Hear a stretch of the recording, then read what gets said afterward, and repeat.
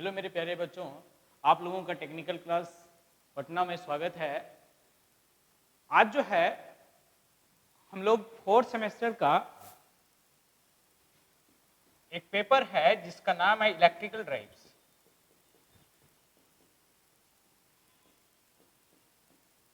इसके पहले आज सिलेबस के बारे में पहले जान लेते हैं कि क्या क्या इसमें चीज पढ़ना है और उसके बाद जो है हम लोग एक एक करके खत्म करते जाएंगे।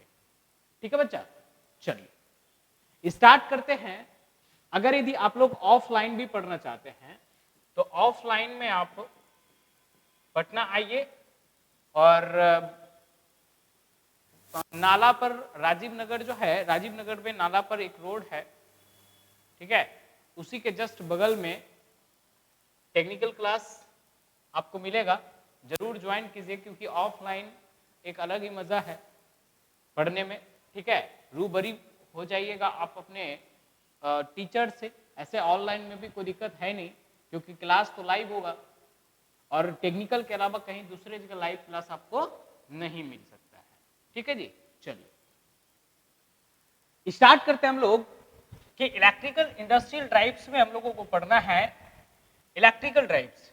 ठीक है, इलेक्ट्रिकल ड्राइव्स क्या होता है? ड्राइव्स का मतलब होता है ड्राइव करना। मतलब अगर दी पावर कहीं डेवलप हो रहा है, ठीक है, कहीं पावर अगर दी मान लीजिए कि डेवलप्ड हो रहा है तो उसको एक जगह से किसी दूसरे जगह ड्राइव करना, न समझे, ट्रांसमिट करना।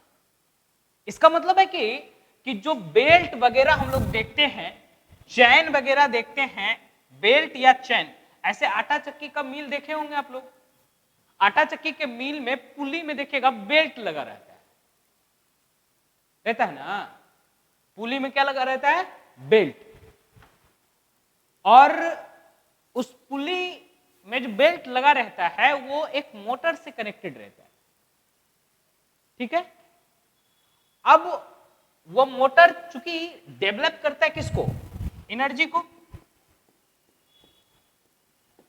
जैसे ही डेवलप करता है एनर्जी को तो ऑब्वियस सी बात है कि डायरेक्ट मोटर में कपल करके भी हम लोग चला सकते हैं किसी भी मशीन्स को, या हो सकता है कि एनर्जी को बेल्ट के मदद से कुछ दूर में ले जाकर के उसका इस्तेमाल करा जा सकता है। इसका मतलब यही है कि वो जो एनर्जी को एक साथ अदरवाइज बेल्ट या चैन इसके मदद से एक जगह से किसी दूसरे जगह जब भेजते हैं ना, एक जगह से किसी दूसरे जगह जब भेजते हैं किसको? एनर्जी को, मतलब पावर को, जो मशीन के द्वारा डेवलप होता है और किसी दूसरे मशीन में भेजते हैं। इसका मतलब है कि ये ड्राइव्स जो है वो एक प्रकार का इक्विपमेंट होता होगा मशीन का।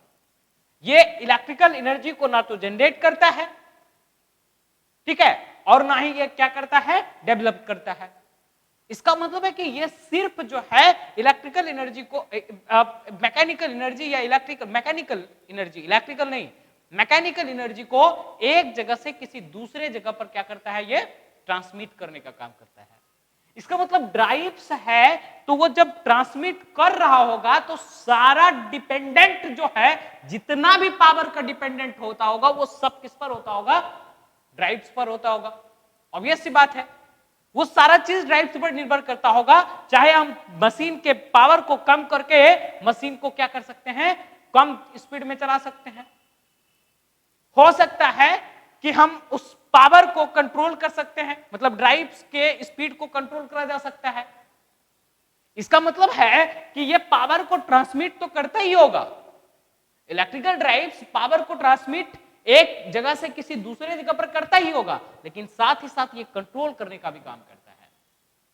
क्योंकि सब चीज डिपेंड किस पर होगा? ऑब्वियस सी बात है बच्चा, सारा चीज डिपेंड किस पर होगा? ऑब्वियस सी बात है मशीन पर होगा। लेकिन मशीन के अलावे हम लोग अगर फ्रिक्शन ज्यादा बढ़ा देंगे तो ये ड्राइव्स की मदद से हम लोग क्या कर सकते हैं? उसकी स्पीड को भी क्या करते हैं? कम कर सकते हैं। इसका मतलब है कि स्पीड कंट्रोल करने के लिए हम लोग किसका इस्तेमाल करते हैं? ड्राइव्स का। आई बात समझ में आप लोगों को? कोई दिक्कत नहीं होना चाहिए। तो इलेक्ट्रिकल ड्राइव्स में नीड्स ऑफ ड्राइव क्या जरूरी है, क्यों हम लोग ड्राइव्स का इस्तेमाल करते हैं। सबसे पहले तो हम लोगों को यह देखना है, यह सीधा नीड्स ऑफ ड्राइव्स का मतलब होता है एडवांटेज ऑफ ड्राइव्स, कि ड्राइव्स का क्या क्या एडवांटेज है। क्योंकि ये देना चाहिए तो इसमें डायरेक्ट क्या कर दिया कि नीड्स ऑफ ड्राइव्स का क्या क्या इस्तेमाल करा जा सकता है, कहां क्यों जरूरत पड़ती है हम लोगों को ड्राइव्स का किसी भी मशीन को चलाने के लिए। ठीक है, तो ये जरूरत देखेंगे। तो इसके पहले, पढ़ने के पहले हम लोगों को पहले डिफिनेशन देखना है कि आखिर ड्राइव्स होता क्या है, ड्राइव्स कितने तरह के होते हैं। मेरे प्यारे बच्चों, दो तरह के ड्राइव्स होते हैं, है ना। पहला बोलता है, पहला ड्राइव्स का नाम है इंडिविजुअल ड्राइव्स, ठीक है, और दूसरा है ग्रुप ड्राइव, ग्रुप ड्राइव्स, ठीक है। तो दो तरह का ड्राइव्स होता है, एक होता है इंडिविजुअल ड्राइव और दूसरा होता है ग्रुप ड्राइव, ठीक है। इंडिविजुअल ड्राइव कब बोलेंगे, कब ग्रुप ड्राइव बोलेंगे, अब इसको डिटेल में हम लोग समझ सकते हैं। ऐसे अगर दी हम मोटा मोटी तौर पे अगर दी समझा जाए तो इंडिविजुअल का मतलब होता है अकेला, बोलो हाँ या ना। जिस मशीन के लिए सिर्फ एक ही मोटर की आवश्यकता हो तो उसको हम लोग क्या बोलते हैं, इंडिविजुअल ड्राइव। मतलब इंडिविजुअल का मतलब प्रत्येक मशीन के लिए अलग अलग मोटर की जरूरत होगा। समझ में आ रही बात, कुछ समझ में आया, आएगा ही, आगे धीरे धीरे हम लोग पढ़ते तब और समझ में आएगा। फिर है उसके बाद ग्रुप ड्राइव। ग्रुप ड्राइव का मतलब क्या होता है कि जब एक ही मशीन है, मान लेते हैं एक मशीन यहां पर रखा हुआ है और इसी के मदद से हम 10 मशीन को चला रहे हैं, किसी दूसरे अन्य मशीन को चला रहे हैं, ठीक है। एक मोटर यहां रखा हुआ है, इसी एक मोटर के मैकेनिकल पावर डेवलप कर रहा है मोटर, ऑब्वियस सी बात है, इलेक्ट्रिकल को मैकेनिकल करता है। और उस इलेक्ट्रिकल को मैकेनिकल करने के बाद उसको हम लोग क्या करें, एक बहुत लंबा बहुत बड़ा क्या करें, एक शाफ्ट बना दिए, उस शाफ्ट में पुली लगा दिए बहुत सारा, और लगा करके क्या कर रहे हैं, उसी से 10 मशीन चला रहे हैं। तो बताओ कि एक मोटर बहुत सारा मशीन ग्रुप में है, इसीलिए इसका नाम क्या दे दिए, ग्रुप। आई बात समझ में, किसी को कोई किंतु परंतु नहीं होना चाहिए बच्चा। Functional block diagrams of an electrical drives. अच्छा, यह बात भी जरूरी है कि ड्राइव्स को चलाने के लिए उसमें एक अलग अलग टाइप्स के हम लोग सेंसिंग एलिमेंट लगाते हैं, लोड लगाते हैं, कंट्रोलिंग यूनिट लगाते हैं, ठीक है। तो ये सबको लगा करके तभी उसके बाद हम ड्राइव्स को फंक्शनिंग कर सकते हैं, ड्राइव्स को चला सकते हैं। और डायरेक्ट अगर दी चलाइएगा तो चलाइए, इसमें कोई बुराई वाली बात नहीं है, लेकिन वही होगा जब कंट्रोल करने का टाइम आएगा तो आप कंट्रोल नहीं कर सकते हैं। एक एक्चुअल में बढ़िया ड्राइव्स होने के लिए हम लोगों को क्या होना चाहिए कि उसमें अलग अलग कंट्रोल यूनिट होने चाहिए, उसमें अलग अलग लोड होना चाहिए। सेम लोड भी हो सकता है, अलग अलग भी हो सकता है, लोड में कोई दिक्कत नहीं है, लेकिन कंट्रोल यूनिट का होना बहुत जरूरी है। मोटर होना चाहिए, मोटर होगा तभी ना हम लोग करेंगे। सेंसिंग एलिमेंट होना चाहिए ताकि सेंस करे कि मेरा कितना पावर डिलीवर्ड करना है या नहीं करना है। आई बात समझ में, इसको हम लोग फीडबैक सिस्टम भी कहते हैं, आगे चल करके हम लोग देखेंगे। उसके बाद इसमें हम लोगों को पढ़ना है डीसी मोटर।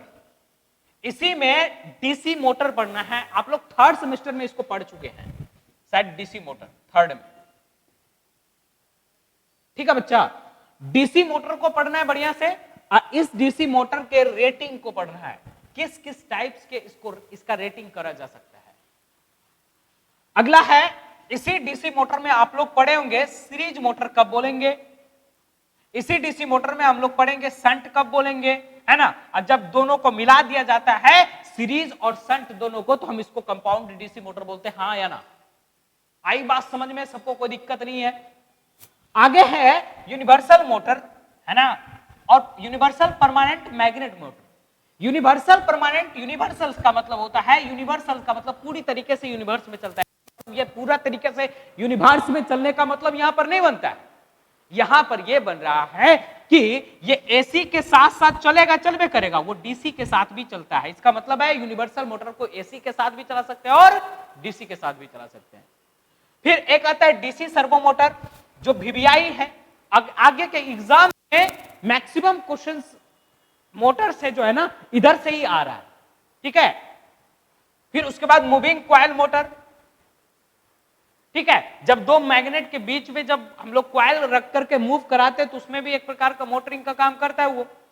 फिर टॉर्क मोटर, ऐसा मोटर ऑब्वियस सी बात है सभी मोटर टॉर्क डेवलप करता है, एक अलग से हम लोग पढ़ेंगे torque motor. Starting and braking of motor, obvious सी बात है कि स्टार्ट कैसे करते हैं मोटर को। अरे भैया किसी को आप चलाने जानते हो तो ऑब्वियस सी बात उसको तो रोकना भी जाने होगे ना, ठीक है। इसका मतलब क्या है कि आप स्टार्टिंग तो करना सीख गए, उसको ब्रेकिंग करना नहीं सीखेंगे तो दिक्कत ना है। इसीलिए हम लोग डीसी मोटर का starting as well as braking भी सीखते हैं। ब्रशलेस डीसी मोटर, देखो सब मोटर्स में ब्रश लगा रहता है डीसी मोटर में, आप लोग पढ़े हैं थर्ड सेमेस्टर में। हम अब लोग पढ़े अब जो है हम लोग पढ़ेंगे ब्रशलेस डीसी मोटर। आई बात समझ में। Motor for servo applications, servo applications में मोटर्स का कहां का इस्तेमाल करा जाता है ये भी, और उसका मेंटेनेंस प्रोसीजर क्या है, मोटर को किस प्रकार हम लोग मेंटेनेंस कर सकते हैं, हम लोग ये देखना है, ठीक है बच्चा। आगे देखो, इसमें हम लोगों को यूनिट 2 और यूनिट 3 नहीं यूनिट 4, ठीक है, ये दोनों जो है ना यूनिट 3 और यूनिट 2 और 4 जो है ये बड़ा अजीब है ना। बोलोगे कैसे सर? तो ये दोनों यूनिट देखो एक ही तरह के आप लोगों को दिख रहा होगा,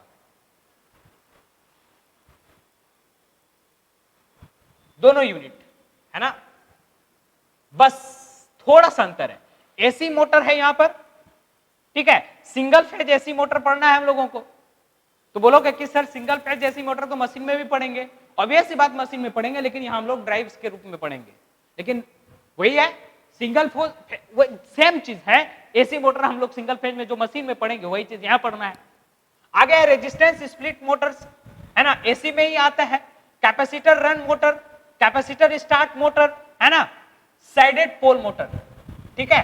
तो ये सब साइडेड पोल क्यों बोले, कैपेसिटर स्टार्ट क्यों बोले, कि ऐसा मोटर जो कि कैपेसिटर से स्टार्ट होता है, कैपेसिटर से ऐसा मोटर जो कैपेसिटर से रन होता है। तो हम लोग अलग अलग टाइप से इसका क्लैरिफिकेशन करेंगे और साथ में इसका किस तरह से ब्लॉक डायग्राम बनेगा या फिर किस तरह से इसका ग्राफ बनेगा, वेक्टर डायग्राम बनेगा, उसको भी हम लोग देखेंगे।